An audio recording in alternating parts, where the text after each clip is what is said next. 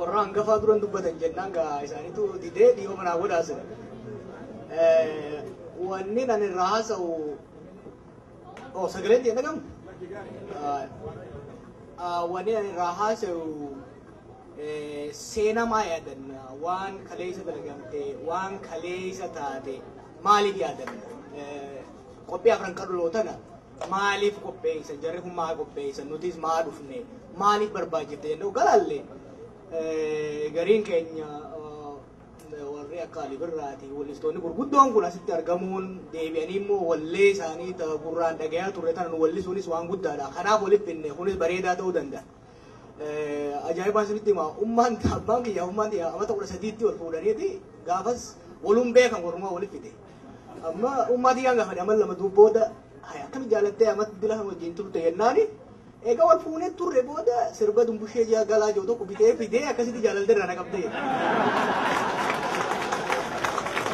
Anis gaama wanni sun dalaguun ooltu kaja'u kaaseetiin hoggaan intala takka arku jaalannaaniin bariitu gana muka jauh sani nuti leefi akkasittiin fuudhe jechuudha. Kanaafuu jara sana asitti arguun hedduudha nama gammachiisa. Wanni lammataa immoo akkuma hayyoonninis isinis irra dubbataa turtan warra seenaa dalagee dukkana san keessa iftuutaan nu baase fidanii kabajuunis waan nurraa haqa nurraa qaban haqa san baasuunis waan guddoo. Ammoo tasadaffaat irraa hin haasa'a. Seenaa akka tulan qallootana. Waan kaleessa taate sana deebisanii kabajuun siyaasaa amma Oromoon keessa jirtu keessatti dhaloota biyya kanaaf maaliif barbaachifti? Haqaarreetuma silaa kalee godhan wanni dalaganii maaliif haqaarreetuma muuziyeeman keenya? Amaarri maal jedhama waa'ee miila gogaa kaafnu waa'ee jalan gogaa kaafnu san muuziyeema maan keenyee jedhan. Amma qaawwanni ifiin gaafachuu eegale. Isa maalumaaf muuziyeeman kaa'an keenye waan kaleessa nu balleessanii waan nu tolchine maaliif hin keenye ogaa jenne waa sadii nama fayyaddi historical memory. The role of historical memory in contemporary politics. Toko, it legitimizes contemporary politics. Jechuni ejjennu arraqamnu, gaafii arraqamnu, siyaasa arraqamnu, seenaa arra dubbannu tanaaf dubbee nuu kenneeti nu akka dhugeeffannu nu godha jechuudha. Arra hogganamni tokko isin gaafate akka Oromootti maan sochoone, akka Itoophiyaatti maan deemne yookiin akka Afrikaatti maan deemne maaliif akka Oromoo jettanii baakuma of baaftan hoggaa jedhan. Kaleedha akka Oromootti nu kaamsanii kaleedha akka Oromootitti ka'an jarri keenya kanaaf nutis akka Oromootitti irratti fufna kajausan ibsa akka kan nu gargaara jechuudha. It legitimizes waan daleensan nu gargaara. Wanni lammataa immoo it energizes akka onnannu nu godha. Akkamitti nu godha? Tokko kaleessa hoggaa bara dukkanaa san nu jarri kun ijoolleen silaa warri magaalaa ka silaa bashannanuu qabu san achi keessaa bahee uummata isaanii baadiyyaa alagaan doofaa ja'uun san keessa dhaqanii aadaa isaanii fudhatanii akka gana kana dubbatanitti hamashaa fi kaan hidhatanii deemuun sani maaliif barbaachise? Isaan eegatti waan xiqqoo sanii waan guddoo dalagan nuti yoo bal'oo fi guddoo tuu qabnu tanaan maal dalaguu dandeenya akka jennuus nuuf fida jechuudha. Ka sadaffaa kan mareefu Dr. Gammachuun dubbatan it assures continuity. Uummanni tokko aadaansaa, seenaansaa, dantaansaa, abbaan biyyummaasaa dhalootaa gara dhalootaatti akka deemu nu gargaaraa kan jedhu. Qabxiilee sadeen tanarraa hin dubbadha. Maaliif yaadannuuf maaliif barbaachisa kan jedhu kanarraa hin dubbachuu fedha. Qabxii duraatiin xiqqashoo bal'isee dubbadha. Yaadannoon seenaadhaa tun gosuma lama qabdi. Takka waan gaddaa yaadatamni lola irra mo'aman dhumaatii namaa kan marra ga'e kana waan gaddaa weeraramuu alagaadhaan cabuu takkaahuu namni guddaan fi lola irratti namaa jalaatu kana waan gaddaa ni kabajata akka. Lammata immoo ta gammachuudhaati kabajata. Injifannoo waan injifannoo lolaa ta'uu danda'a. Dalagaa indanta amma referenjii kun gaafa urii maali gaafa addeessarra qabbaan ni kabajan jechuudha. Waan injifannoodhaan waan gurguddoo sabni kee amma dura dalageef ni kabaja jechuudha. Waa lamaaf kabaja. Amma gaa fakkeenya kanaatiin isin kanna warri Ameerikaa kun waa lama kabaja. Waluma jala kabaja waa'ee lola takka akkamitti akka sadeen kanatti wal dhufuun isin garsiisu deema. Pearl Harbor kabajan. Pearl Harbor gaafa warri Jappaan dhufee isaan dhahe.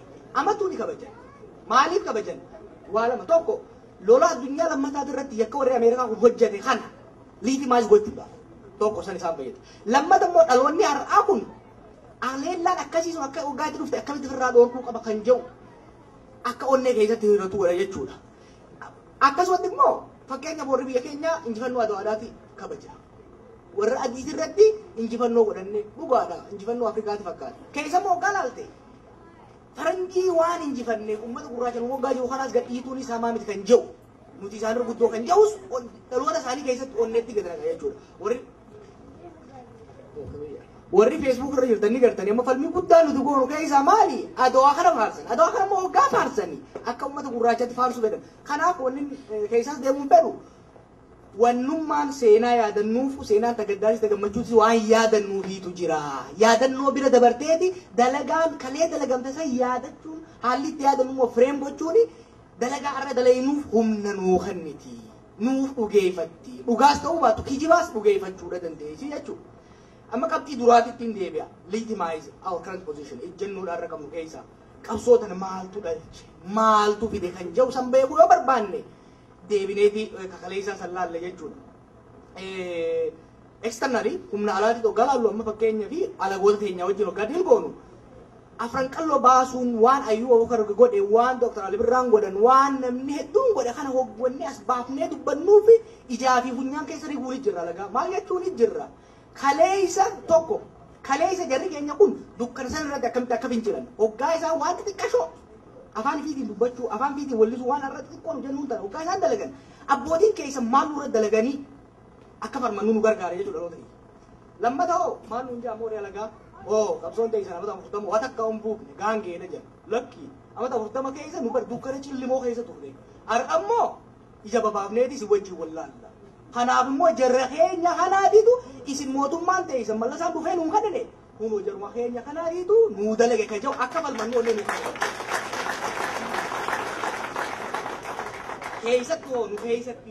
nu keessatti onnee akka horannu godha. Anarki yeni deddeema reen eegaa guddadhe beekta warra maala kana kan darbachaa guddadhe hin danda'u kan warra ofirraa kaa'e. Alatti akka ofirraa aggaamii external attack defend akka goonuu nu gargaara jechuudha. Keessatti immoo shakkii fi mamii kaayoo teenyarraa humna teenyarraa tokkummaa teenyarraa dalagaa teenyarraa yeroo hedduu mamiin nama keessa seenti. Dhiiroo seenaan teenya tajaan tun dhugaati. Dhiiroo uummanni amma yeroo hedduu Oromoo wajjin waggaa gaddaayisan afoo Oromoon tun abaarsi qabdi jedhan. Afoo Oromoon tun waliin taatu jedhan. Oromoo yoo maadalidee beeytii miisiin jedhan.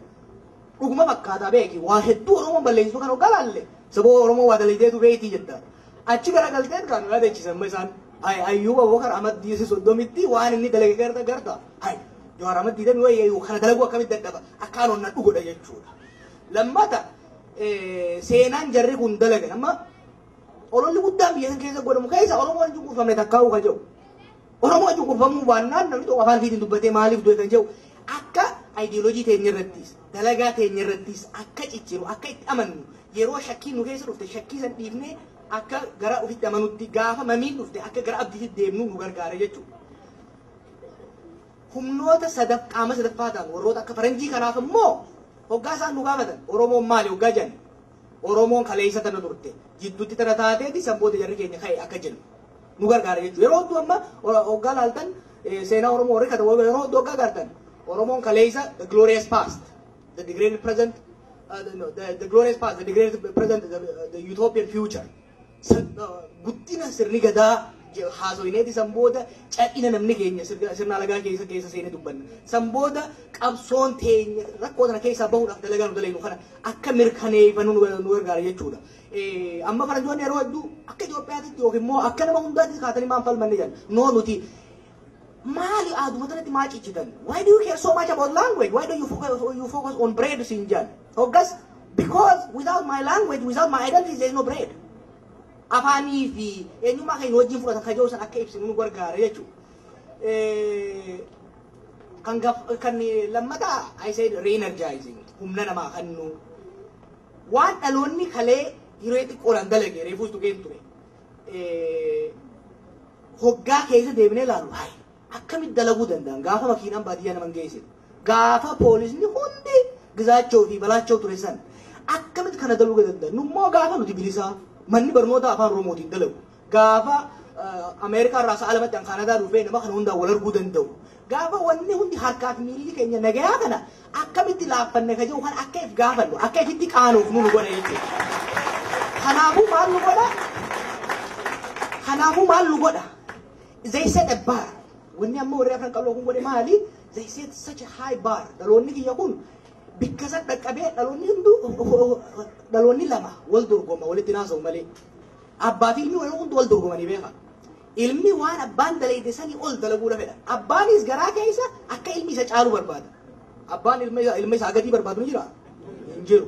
Ilmi abbaa gad ta'uu barbaadu hin jiru. Hijibuu isaa olii jechuun barbaada. Dhaabbataanis taatu. Kanaafuu wanti isaan dalagan san deebifnee uummata kana gurra keessa riguun nama keenya kana yaadachiisuun keessattuu ijoollee keenya bilisummaa amma bar haala gaafasiitiin hoggaa laallu bilisummaa keessa jirra jechuu dandeessa. Haala amma bal'oo tana keessa bakka alagaan afaan ta'e afaan haasaya albuuda keessaniin buqqaafadhaa jiru kanatti albuuda kanaa fi afaan kana kan walii hidhuu dandeenya ka jiru san akka yaadannu nu gargaara jechuudha. Kun hedduu barbaachisaadha.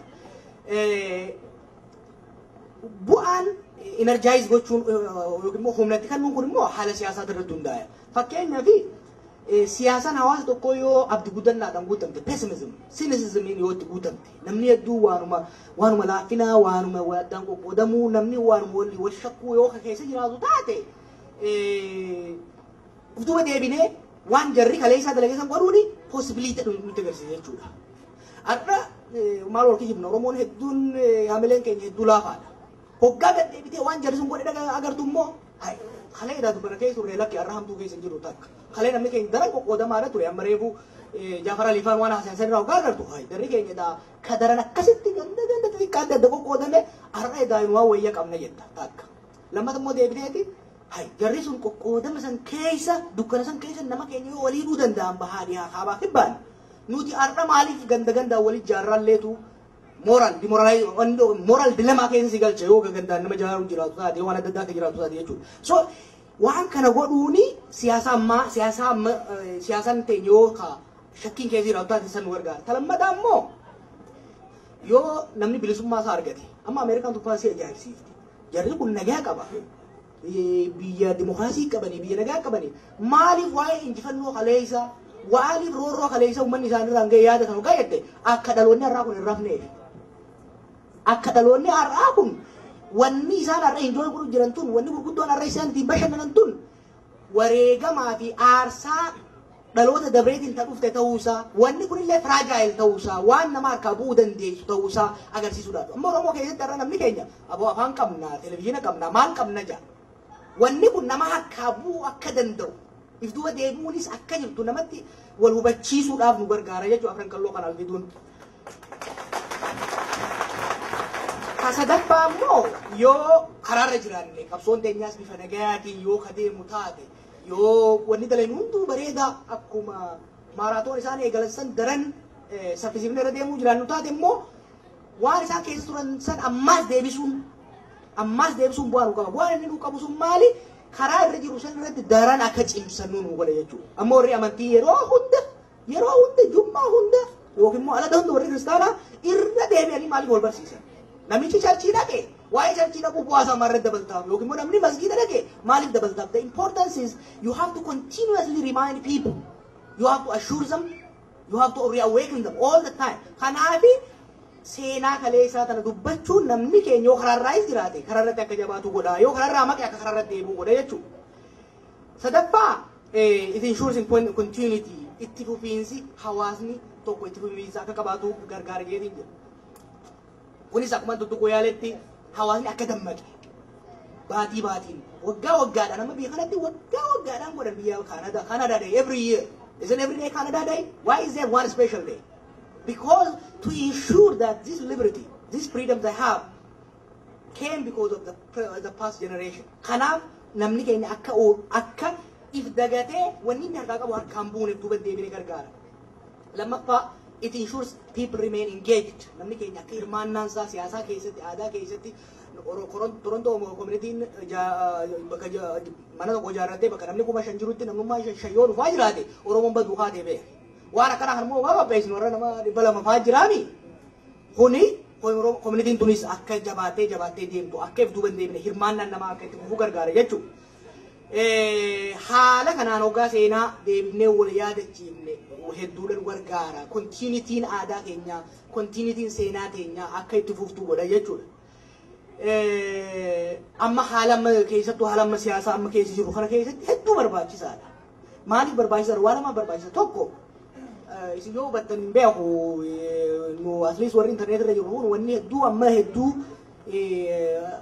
nu rifachiisu jiru nu lolchiisu jiru duula haareatu Oromoo irra banamee jira. New ideological attack seenaa teenya irratti seenaa qabsoo teenyaa irratti eenyummaa teenya irratti bifa haarayaan alagoonni keenya bananii jiran. Maal jedhan fakkeenyaaf Oromoon cunqurfamee hin beeku. Qabsoon Oromoo tun takki jibaati. Eliitii xiqqaadhaatu ganda Pheenxee West jiru tokko takka immoo raadikaal Islaamaa Harar jiru tokkotu Itoophiyaa balleessuudhaaf ka'e malee Oromoon kalees cunqurfamee Baalchaa Saafootii fi Jinniin agartanii waan akkanaa godhan jechuunis saayikooloojikaal qaba. Amma isin hin miidhu dhugaa qabdanii garuu ijoolleen hin madaa'intu ijoolleen ifa keessa guddatte tun hoggaaf duuba deebi'anii namni seenaan teenya himamtu seenaan alagaa qofa himamti kijibni tokko hoggaa irra deddeebi'ame mataa keessa nama maxxana. Samboota ijoolleen tun they start believing. Ani hedduun arge ijoollee abbaan isaanii sabboontota ijoollee abbaan isaanii ibidda keessa turan ka amma ooluu isaa biyyi Oromoo tun biyyi jibdanii hayi goobanaa fi Baalchaan faan hayi Haile Sillaaseen maali rubuu Oromoodha maali kan horri bitattuu jira jechuudha. Kuni wanni ta'uuf kuni new way nurra banamee jira. Fakkeenyaaf the common one amata 40 akkuma qocaatiin lafarraa kifataa turtan haqa waan hin qabneef. Lafarraa harkifataa turtan faakti beeka. Lafarraa harkifataa turte faakti. Samboota maaltu dhufa? Faakti isanitti aanee maaltu dhufa? Because wanni isin deemtanii sun haqa hin qabdu. Wanni isin jettaniif Oromoon cunqurfame isin jettu sun haqa hin qabdu. Waa hedduudha isin miidhuu jira. Tokko objektiivii keetis laaffise jechuudha. Lammaffaa hamilee nama keetitis gallaaffise jechuudha. Kanaafuu duulli amma deemu kana irra aanuu ka dandeenyu seenaa teenya tana yoo buqqaafnee ol baafnee dhaloota kanaanis waliinis ka yaadachiifnu taate. Hakeekni jara kanaa hamilee keenya dhahuudhaaf namni keenya akka ifitti dhamanne namni keenya kaayoo sabaa kanatti akka shakkii qabaatu godhuudha barbaadan. Kanarra aanuu ka dandeenyu immoo yoo diiteel tana diiteel wanni barbaachisan maali? Seenaa general Oromoo history amma namni hundi ni beeka. Mana barnootaatti ni barannaa maal goona. But diiteel amma waan ayyuba bukar dalagaa ture tan hokka diiteel tana fiddu refresh godhe jechuudha. Attention namaati akka harkifnu nu gargaara.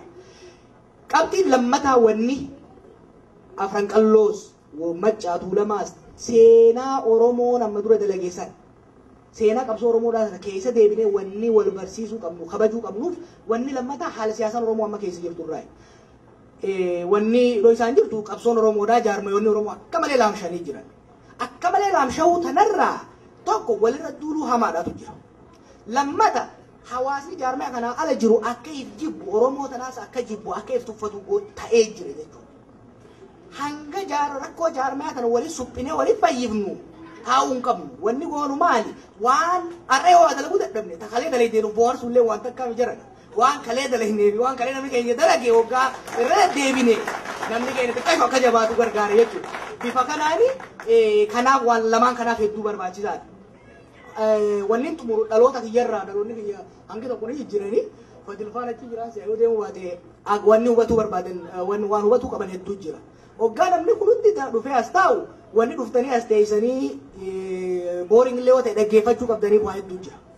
Kunis seenaa abbootii teessanii tana dalagan tana yoo dhugeeffattan yoo amantan yoo beeytan malee tokko ifiifis waan dalagan irratti cimuu hin dandeessan. Takka waan isaan kalee dalagan irra deddeebitan ta'uun gorma isaanii irra deddeebi'uu deemna jechuudha. Lama waan isaan hin dalagin san adda baafannee dalaguu akka hin dandeenyuuf nu gargaara jechuudha. Kanarratti xiyyeeffachuu qabna. Kalammataa immoo seenaa jirtu tana guurree walitti kuusnee akka nuu galutti hiine wanni amma manguddoonni jiran kun hedduun isaa warra akka kiyya dulloota bira guddate malee hin galuuf. Seenaa tan walitti guurree warri nuu galu immoo seenaa tan walitti guurree akka dhaloota kiyyaa galutti haqaarree tottolchinee dhiyeessuudha qabna jechuudha. Maaliifi haasayni bara deengaddaatii fi haasayni baranaa adda akka nu qofaafi miti ummata addunyaa kanaafuu narrative framing narrative jenneen. Narrative has to change from generation to generation, from politics to politics. Akkasitti qopheessuudha barbaachisa. Kan sadaffaa immoo Sandarbaati tadhumaa seenaa teenya dalaguu qabna. Dhuga seenaa abbootii teenyaa ol kaafnee kabajuun seenaa abbootii teenyaa ol kaafnee himachuun irraa barachuun barbaachisaadha. Seenaa teenya baranneetuma gallee yoo qacilfanneetuma alanshaa oolu taate immoo bu'aan qabu. Maaliif seenaa isaan ka dalagan nuuf hiree banuudhaaf.